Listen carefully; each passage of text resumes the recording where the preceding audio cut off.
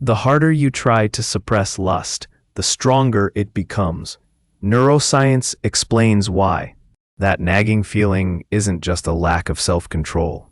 It's your amygdala screaming for attention, and your attempts to silence it are backfiring. We reveal the counterintuitive brain hacks to truly master your desires. So, what exactly is lust? It's that strong feeling of sexual desire, a powerful motivation linked to our basic drives. It's more than just physical attraction. It involves complex brain activity and hormonal regulation. Our brains play a huge role, several key areas working together. The amygdala, for example, is like the brain's alarm system, quickly reacting to things it finds important, like sexual stimuli. The hypothalamus releases hormones like testosterone and estrogen, which further fuel the sexual desire. Then there's the prefrontal cortex, which is like the brain's control center, helping us make decisions and regulate our impulses. Dopamine, a neurotransmitter, creates the reward and pleasure feelings associated with sexual arousal. Serotonin affects mood and can influence sexual behavior. When we experience lust, these areas light up, creating a complex network of neural activity. It is all connected through intricate circuitry. Now, here's where it gets interesting.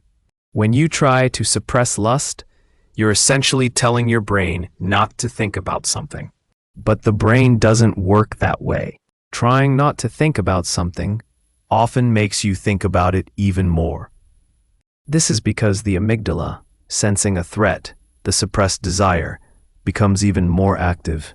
Meanwhile, the prefrontal cortex, responsible for inhibitory control, gets fatigued trying to fight the impulse. This creates a situation where the desire becomes even more intense. Think of it like this. Imagine trying not to think about a pink elephant. The more you try, the more the pink elephant pops into your head. It's the same with lust.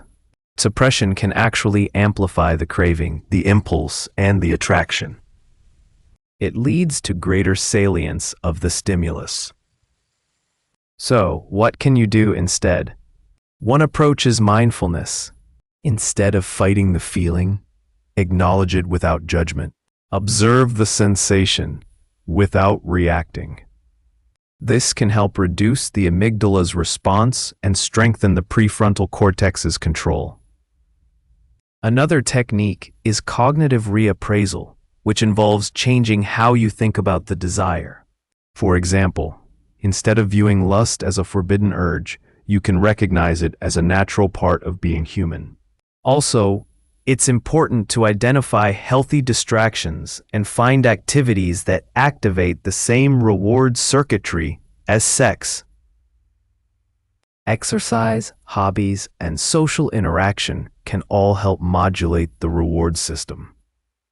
Different people struggle with the control and regulation of sexual desire. It might be David grappling with guilt, Mark and Sarah navigating intense fantasies, or Maria seeking insights into sex addiction. Recognizing your specific challenge is the first step. Many aspects of desire suppression and modulation remain unexplored. The interplay of genetic and environmental factors, the impact of early conditioning, and the long-term effects of different coping strategies need further investigation.